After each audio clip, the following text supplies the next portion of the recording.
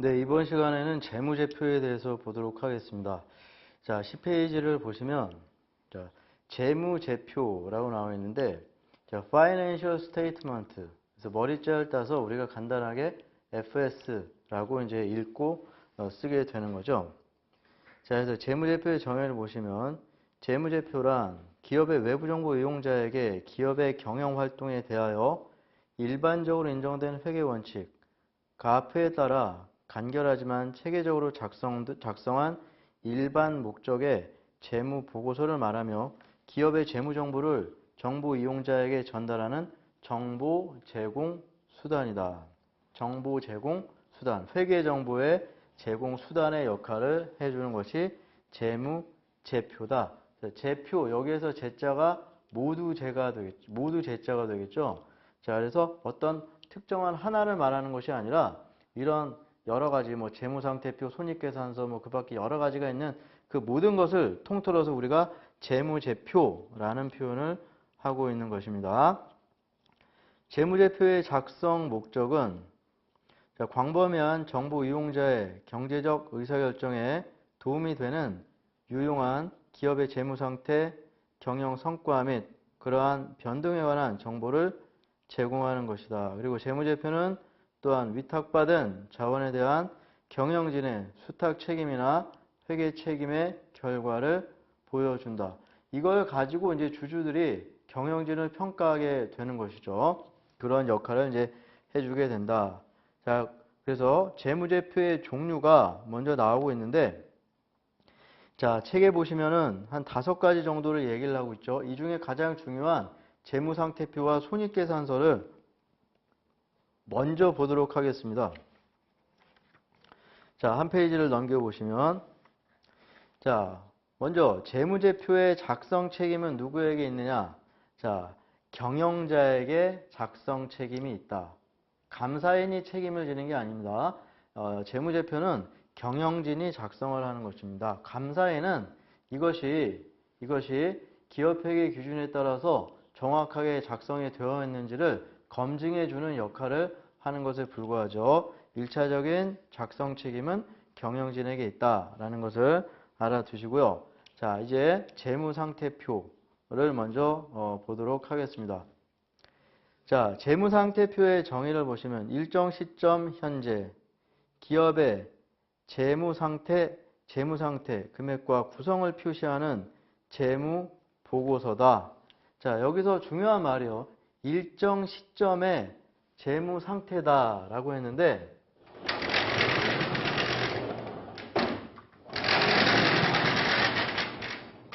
자, 재무상태표는 이렇게 생겼습니다.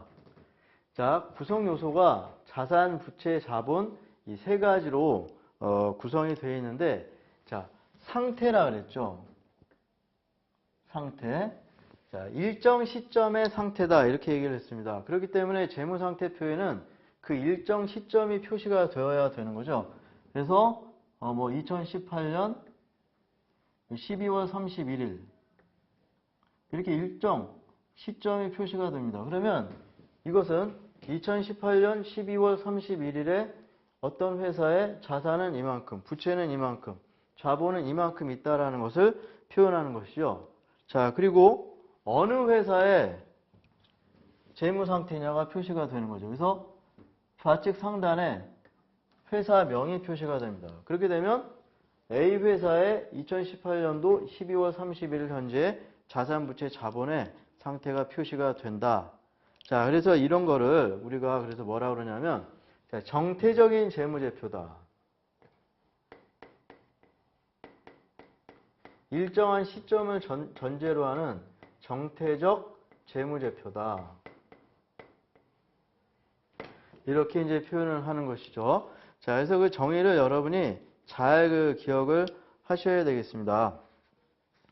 자, 그래서 책과 함께 보시면은 자, 이렇게 이제 생겼다고 말씀을 드렸는데, 자, 여기를 잠깐 먼저 보시면 지금 여기도 그렇고 이제 앞으로 볼 이 손익계산서도 그렇고 지금 반으로 나눠서 좌우가 나누어져 있는데, 자, 여기에서 이 왼쪽을 회계에서는 차변 이렇게 부르고요. 이 오른쪽을 대변이라고 부릅니다. 자, 어느 책을 보더라도 차변은 어떻게 정의를 하고 대변은 이렇게 정의를 한다. 이런 거 없습니다. 차변은 그냥 왼쪽, 대변은 그냥 오른쪽. 그 이상의, 그 이하의 의미도 없다. 자, 그래서 여러분은 왼쪽, 오른쪽을 이제 차변, 대변으로 부르면 되겠습니다. 자, 영어로 쓰게 되면 차변을 debit, 대변을 credit. 자, 그래서 약자로 쓰게 되면 debit을 dr, credit을 cr 이렇게 이제 표현하기도 하죠. 그래서 분계를 하든지 우리가 뭐 그 장부를 만들든지 뭐 손익계산서, 재무상태표를 그리든지 이런 식의 좌우로 나누어서 차변과 대변으로 구분을 해서 그 구성 항목들을 그 기재를 하고 있는 것이죠. 자, 이랬을 때 이 왼쪽 차변에는 이 자산을 그리고 재무상태표 대변에는 부채와 자본을 기재를 하는 형태로 작성이 되겠습니다. 자, 그래서 책을 한번 보시면 왼쪽 차변에 있는 자산은 특정 시점에 어떤 기업의 그 보유하고 있는 자산, 재산의 현황을 보여주고 있는 것이고 대변에는 이 회사의 자금을 어떻게 조달을 했는지를 보여주는 것입니다. 부채, 외부에서 뭐 차입을 하거나 뭐 했는가 아니면 소유주로부터 출자를 받았는가 이런 식의 내역이 쭉 기재가 되어 있는 것이죠. 자, 그래서 재무상태표 이런 식으로 이제 작성을 할 수가 있는데, 자, 여기 이제 이렇게 보게 되면은 반을 이렇게 금을 그어서 이제 나눠놨죠. 그래서 이게 T자와 같이 생겼다. 그래서 이걸 우리가 흔히 T계정이라는 표현을 하게 됩니다. 자, 그래서 이 경우에는 이 재무상태표가 그 계정식으로 작성이 되었다. 이렇게 이제 표현을 하는 것이고요. 자, 이렇게 표현하는 대신에 자, 여기서처럼 위에서 아래로 자산, 그리고 자산 총계 얼마, 그 다음에 부채, 자본, 그래서 부채와 자본 합 총계가 얼마, 이런 식으로 해서 기재하는 형식도 있는데, 이거를 우리가 그 보고식이라고 합니다. 자, 그래서 재무상태표는 보고식이 원칙입니다.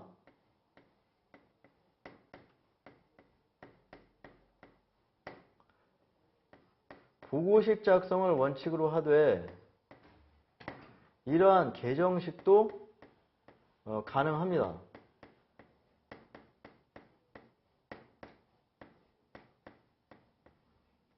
자, 여러분이 나중에 이론 공부를 다 끝내놓고 이제 회계 프로그램을 가지고 실습을 하게 되면 그 실습을 할 때 한번 확인을 해 보시죠. 모든 장부를 열어보게 되면은 재무상태표, 손익계산서 마찬가지 다 특히 이 재무상태표 같은 경우에는 이런 식 보고식으로 이제 쭉 표시가 되어 있죠. 거기서는 이런 계정식을 보기가 어렵습니다.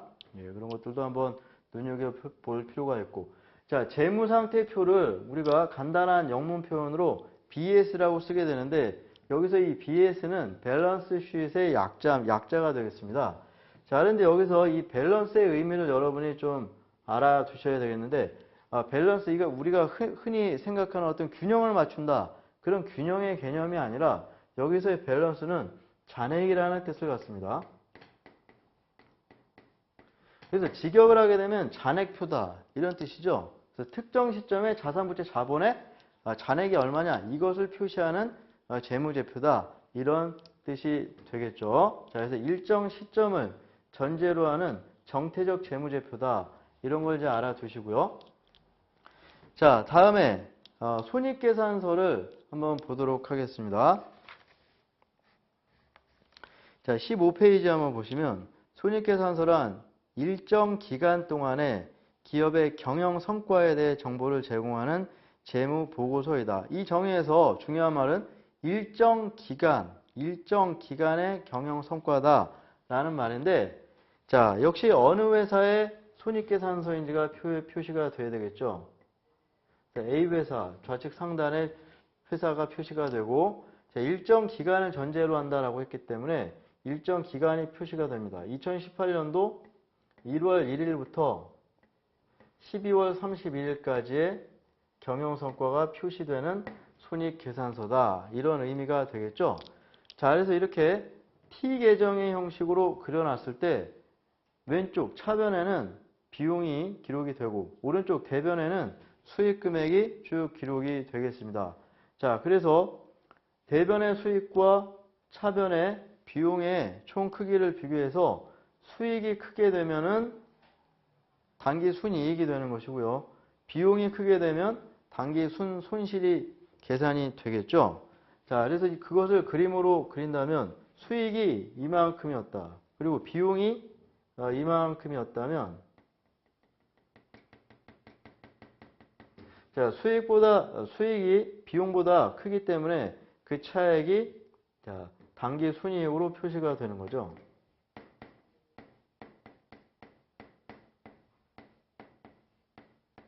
자, 그래서 차변의 합계 금액과 대변의 합계 금액이 일치하는 형태로 이제 나타나게 되겠습니다. 자, 그래서 이런 식의 표현은 손익계산서가 이제 계정식으로 만들어진 것이고,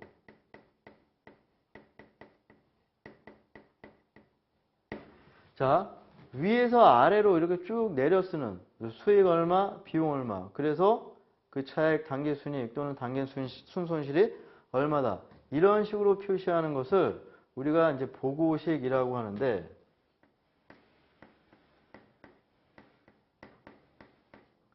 재무상태표와는 다르게 자, 외부에 보여주는 손익계산서는 이 보고식 손익계산서만 인정을 해줍니다. 계정식으로 만들어서 외부에 공시를 하는 것은 안 되는 것이죠. 자, 계정식은 우리가 내부적으로 특히 이제 이 학습 목적으로 주로 이제 많이 사용하는 겁니다. 보고식만이 가능해진다라는 거. 그것이 또 손익계산서와의 또 하나의 이제 차이점이 되는 것이죠. 자, 그러면은 재무상태표는 일정 시점을 전제로 하는 정태적 재무제표인데 반해서 손익계산서 같은 경우에는 일정 기간을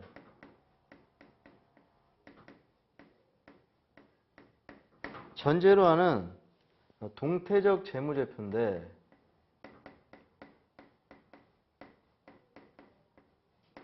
성격이 완전히 다릅니다.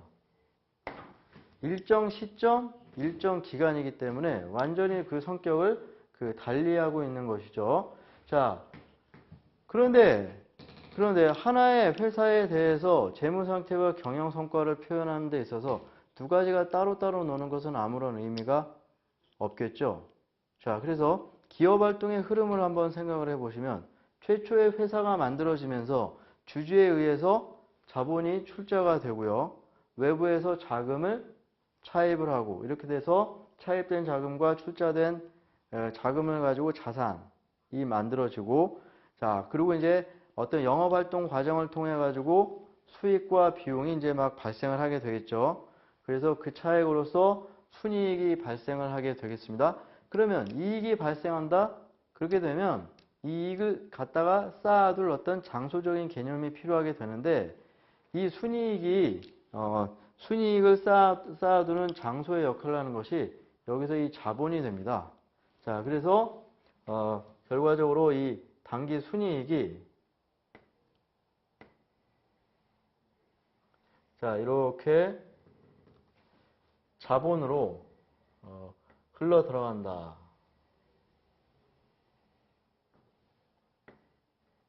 자, 그 말은 단기 순이익과 재무상태표 대변에 있는 이 자본이 연결고리가 되어가지고 성격이 전혀 다른 재무상태표와 손익계산서가 이렇게 맞물려서 돌아가면서 회사의 어떤 상황을 표현해 주는 것이다. 이런 의미가 되는 것이죠. 자, 그래서 재무상태표 구성요소, 자산부채, 자본 세 가지, 손익계산서의 구성요소, 수익과 비용 이 두 가지, 이 다섯 가지를 가지고 우리가 어떠한 아무리 복잡한 거래라고 하더라도 다 기록을 할 수가 있습니다. 자, 여기서 단기순이익은 구성요소가 아닙니까? 이건 아니죠. 수익과 비용의 차액으로서 그냥 나오는 결과물이기 때문에 자, 그래서 재무상태표와 손익계산서에 대해서 간단하게 이제 먼저 그 말씀을 드렸는데, 자, 이제 책을 보면서 하나씩 다시 한번 정리를 해 보도록 하겠습니다. 자, 13페이지에 보시면 자산에 대해서 나와 있는데, 자, 자산의 회계적인 정의가 나와 있습니다. 자, 그런데 지금 시점에서 여러분들이 이 문장을 읽어가지고 전혀 이해가 되지 않기 때문에 이런 건 보지 마시고, 자산이라고 하는 것은 회사가 보유하고 있는 재산이다, 이렇게 생각을 하시면 되겠는데요. 자, 여기서 우리가 흔히 재산이라는 말을 많이 쓰지 자산이라는 말을 쓰지는 않죠. 자, 그러면 두 가지는 어떤 차이점이 있느냐? 자, 영문 표현은 완전히 다릅니다. 자산은 에셋인데 재산은 프로퍼티, 완전히 다릅니다. 자, 근데 비슷한 용어죠. 비슷하지만 완전히 똑같지는 않습니다. 자, 여러분이 갖고 있는 재산에 뭐가 있는가를 한번 생각을 해보세요. 지갑에 들어있는 현금, 이거 다 재산이죠. 자동차도 갖고 있고 집도 갖고 있다, 이거 다 재산입니다. 자, 그런 것들은 다 여러분의 자산이 되는 거죠. 자, 그런데 이런 것들도 하나의 재산이 될 수가 있죠. 나의 가족들, 이런 거 전부 다 나의 재산이 될 수 있지 않습니까? 나는 다른 사람보다 키가 크다거나 잘생겼다거나 이쁘다던가 이런 것들이 다 재산이 될 수가 있는 건데, 그런 것들을 우리가 나의 자산이다 이렇게 얘기하지는 않습니다. 그런 것들은 재산이긴 하지만 자산이 될 수는 없다. 무슨 말이냐? 재산과 자산은 유사한 개념이지만, 자, 재산 중에서 화폐 금액으로 표시할 수 있는 것만이 자산이다. 그런 관점에서 보자면 재산이 자산보다 훨씬 넓은 개념이라고 할 수 있는 거죠. 그래서 우리는 단순하게 재무상태표에 자산, 부채, 자본 이것만 명칭만 기록을 하는 것이 아니라 여기에 자산 얼마, 부채 얼마 이런 식으로 화폐 금액으로 표시를 할 것이기 때문에 자산을 여기 기록하는 데 있어서 이걸 얼마로 기록을 할 것이냐, 이런 문제가 앞으로 상당히 중요한 하나의 문제로 이제 나오게 되는 것이죠. 자, 그래서 개념적으로 여러분이 좀 이 개념을 정리해 주실 필요가 있겠고요. 자, 13페이지에서 아래 보시면, 자, 자산과 부채를 표시하는 경우에 크게 보면 자산과 부채지만 다시 자산을, 부채를 어떤 일정 기준에 따라서 구분해서 세부적으로 쭉 표시하게 됩니다. 자, 그걸 기록하는 데 있어서 원칙이 있는데, 그걸 우리가 유동성 배열법이라고 그러죠. 유동성 배열법. 여기서 유동성이라는 것은 현금화되는 속도를 말합니다. 그래서 유동성 배열법에 따라서 현금화되는 속도가 빠른 것부터, 유동성이 큰 항목부터 위에서 순차적으로 기록해 나간다. 부채도 마찬가지가 되겠죠. 자, 그리고 다음 페이지에 부채의 정의가 나와 있는데, 자, 부채 역시 간단하게 생각을 해 주시면 되겠습니다. 회사가 지고 있는 빚이다, 이렇게 생각을 하면 되겠죠. 은행으로부터 돈을 차입해 왔다, 이건 나중에 갚아야 될 빚이죠. 부채입니다. 그리고 회사가 사채를 발행해 가지고 자금을 거액으로 이렇게 끌어들였다, 이거 나중에 그 채권자들한테 다 갚아줘야 될 빚이 되는 거죠. 이런 것들을 우리가 회계에서 부채라는 표현을 써서 재무상태표 대변에다가 기재를 해주고 있는 것이고요. 자, 마지막으로 자본은 정의 자체가 자산에서 부채를 차감한 잔여액이다, 이런 표현을 쓰고 있습니다. 자산에서 부채를 뺀 나머지, 이렇게 정의를 내리고 있기 때문에 자본은 독자적으로 계산해낼 수 있는 게 아니고 자산과 부채가 그 정의에 따라서 먼저 결정이 되면 그 차액으로서 결정이 될 수 있을 뿐인 것이죠. 자, 그리고 이제 이 자본을 일컫는 여러 가지 용어가 있는데 지금은 그런 용어까지 세세하게 보실 필요는 없겠고, 자본은 그냥 자산에서 부채를 뺀 나머지다, 이렇게 생각을 해 주시면 되겠습니다. 자, 그래서 재무상태표가 이런 식으로 구성이 되어 있을 때, 자, 이 구성을 식으로 이렇게 적을 수가 있죠. 그래서 차변의 자산과 대변의 부채와 자본의 합계는 같다. 이렇게 식을 쓸 수가 있는데, 이거를 우리가 재무상태표 등식이라고 합니다.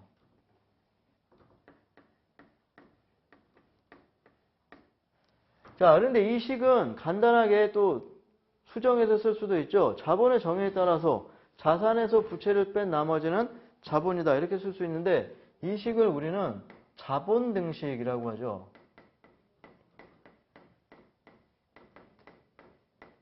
그래서 BS 등식과 자본 등식은 수학적으로는 똑같습니다. 어차피 이항한 거니까. 자, 그러나 회계에서는 이 두 가지 식은 어마어마한 차이를 갖고 있는 거죠. 자, 왜 다르냐면 이건 이제 회계 역사와 관련되어 있다고 합니다. 뭐 그것까지 우리가 여기서 얘기할 필요는 없는 것이고 하여튼 우리는 수학적 의미와는 별도로 두 가지 식을 BS 등식, 자본 등식으로 이제 구분해서 얘기를 하게 될 텐데, 자, 간단하지만 이 식 하나가 앞으로 여러분이 뭐 세법을 공부한다든지 이런 경우에 아주 요긴하게 여러분의 그 머리를 복잡하지 않게 하는데 많은 도움이 되는 이해에 도움을 줄 수 있는 식이니까 잘 기억을 해 주시기 바랍니다. 자, 다음에 자, 16페이지에 보시면 이제 수익과 비용의 개념이 나오는데, 자, 여기서도 수익과 비용의 그 구체적인 정의가 나오지만 여러분은 그냥 간단하게 이렇게 생각을 하십시오. 수익은 회사가 벌어들이는 것이다. 비용은 그 수익을 벌어들이기 위해서 소요된 어떤 것이다.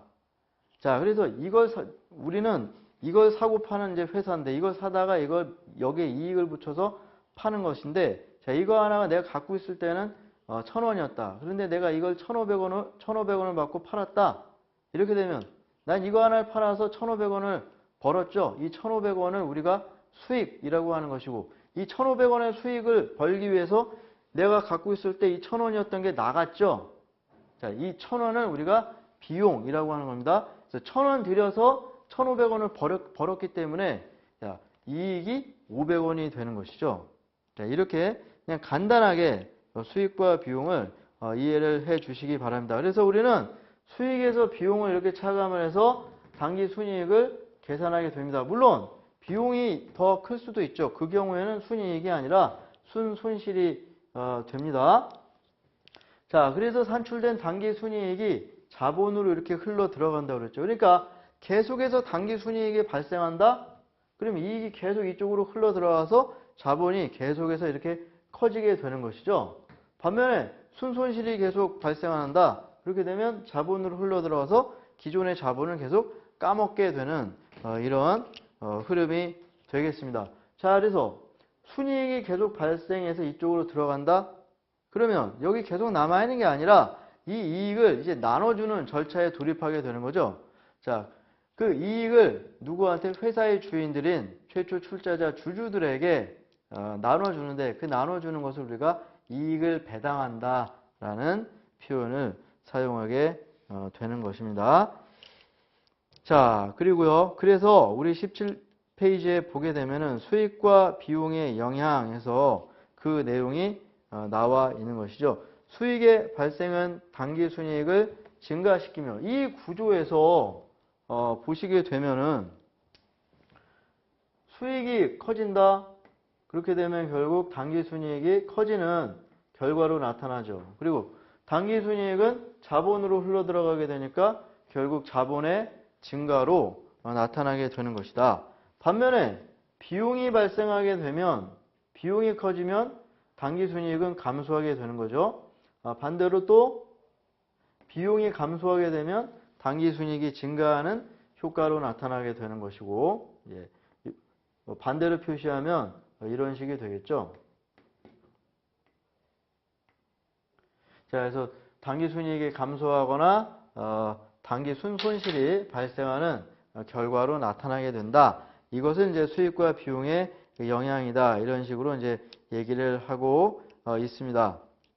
자, 그리고 마지막으로 손익계산서의 작성 원칙에서 발생주의, 실현주의 이런 얘기가 나오게 되는데 자, 앞으로 이제 우리가 이 발생주의에 관해서 아주 그 여러 가지 얘기를 하게 될 것입니다. 자, 그거에 대해서는 우리가 추후에 다시 얘기를 하도록 하겠습니다. 자, 그래서 이번 시간에는 재무제표 중에 재무상태표와 손익계산서에 대해서 이제 말씀을 드렸는데 자, 여기서 끝나는 것이 아니라 이제 11페이지에서 간단하게 정리를 해보도록 하겠습니다. 자, 기본 재무제표가 5가지가 있는데 이 중에서 가장 중요한 것이 재무상태표와 손익계산서라고 할 수가 있겠고요. 자, 그리고 자본의 변동 내역을 표시해주는 자본 변동표가 있고, 자, 그리고 회사의 현금 흐름이라고 하는 것은 대단히 중요한 요인입니다. 현금이라고 하는 것은 사람의 몸으로 비교하게 되면 혈액과 같은 거죠. 피가 계속 이렇게 돌아야 되는 거죠. 딱 멈춘다거나 이렇게 되면은 멀쩡한 사람들이 이제 쓰러지게 되는 것처럼 현금 흐름이 원활하지 않으면 회사는 상당히 그 위험한 상황에 직면하게 됩니다. 그래서 회사의 이러한 현금 흐름을 표현해주는 재무제표가 현금 흐름표가 되겠고요. 자, 그다음에 주기와 주석이 있습니다. 자, 먼저 주석이라는 것은 이러한 재무제표나 재무상태표나 손익계산서를 작성하는 데 있어서 재무상태표, 손익계산서 내에 표현하기 어려운 항목들을 이렇게 이제 표시를 해놓고 별지로 이렇게 끌어낸 다음에 거기에서 뭐 이 금액은 어떤 식으로 계산이 되었고 뭐 이런 내역들을 구체적으로 자세하게 표시해 주는 것을 주석이라고 합니다. 그래서 주석 사항들은 대단히 많죠. 다양하게 많습니다. 자, 반면에 주기라고 하는 것은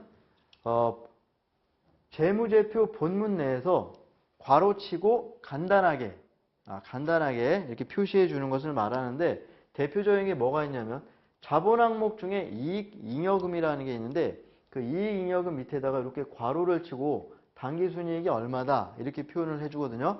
그 말은 그 이익 잉여금은 지금 얼마인데 그 안에 표시된 당기순이익이 요만큼이다 라는 것을 간단하게 표시해 주는 내용이 되겠습니다. 그래서 주기는 몇 가지가 이제 안 되는 것이죠. 나중에 보도록 하겠습니다. 그래서 이 주기와 주석은 재무제표에 포함된 일부로 보는 거죠. 그래서 기본 재무제표에 포함이 된다. 이렇게 이제 얘기를 하고 있습니다. 자, 그리고 이익여금 처분 계산서라는 게 있는데, 자, 국제회계 기준에서는 이 이익여금 처분 계산서를 기본 재무제표에서 제외를 하고 자본 변동표에 주기사항으로 기재할 수, 주석사항으로 표시할 수 있다. 이렇게 그 규정을 하고 있습니다. 자, 그래서 이번 시간에 이 재무상태표와 손익계산서를 중심으로 해서 간단하게 말씀을 드렸습니다. 그 성격에 대해서 여러분들이 좀 잘 이해를 해 주시고 그리고 이 두 재무제표의 그 구조 그리고 그 구성 항목들 그리고 기본 위치 이런 거에 대해서 좀 잘 기억을 해 주시기 바랍니다. 그래서 다음 시간에는 회계와 관련된 기타 사항들에 대해서 간단하게 말씀을 드리고 이제 부기로 바로 들어가도록 하겠습니다.